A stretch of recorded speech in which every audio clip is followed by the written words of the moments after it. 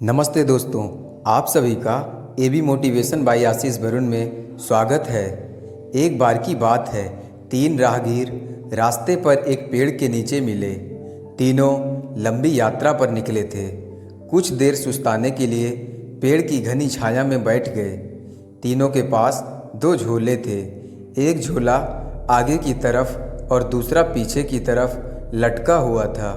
तीनों एक साथ बैठे और यहाँ वहाँ की बातें करने लगे, जैसे कौन कहाँ से आया, कहाँ जाना है, कितनी दूरी है, घर में कौन कौन है। ऐसे कई सवाल जो अजनबी एक दूसरे के बारे में जानना चाहते हैं। तीनों यात्री कद काठी में समान थे, पर सबके चेहरे के भाव अलग अलग थे। एक बहुत थका निराश लग रहा था, जैसे सफ़र ने उसे बोझिल बना दिया हो। दूसरा थका हुआ था पर बोझिल नहीं लग रहा था, और तीसरा अत्यंत आनंद में था। एक दूर बैठा महात्मा इन्हें देख मुस्कुरा रहा था। तभी तीनों की नज़र महात्मा पर पड़ी और उनके पास जाकर तीनों ने सवाल किया कि वे मुस्कुरा क्यों रहे हैं। इस सवाल के जवाब में महात्मा ने तीनों से सवाल किया कि तुम्हारे पास दो दो झोले हैं, इनमें से एक में तुम्हें लोगों की अच्छाई को रखना है और एक में बुराई, तो बताओ क्या करोगे।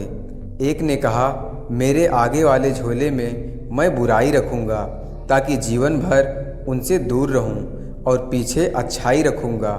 दूसरे ने कहा, मैं आगे अच्छाई रखूँगा ताकि उन जैसा बनूँ, और पीछे बुराई ताकि उनसे अच्छा बनूँ। तीसरे ने कहा, मैं आगे अच्छाई रखूँगा ताकि उनके साथ संतुष्ट रहूं, और पीछे बुराई रखूंगा और पीछे के थैले में एक छेद कर दूंगा, जिससे वो बुराई का बोझ कम होता रहे और अच्छाई ही मेरे साथ रहे।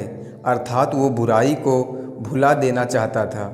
यह सुनकर महात्मा ने कहा, पहला जो सफ़र में थक कर निराश दिख रहा है, जिसने कहा कि वो बुराई सामने रखेगा, वो इस यात्रा की भांति जीवन में थक गया है, क्योंकि उसकी सोच नकारात्मक है, उसके लिए जीवन कठिन है। दूसरा जो थका है पर निराश नहीं, जिसने कहा अच्छाई सामने रखूँगा, पर बुराई से बेहतर बनने की कोशिश में वो थक जाता है, क्योंकि वो बेवजह की होड़ में है।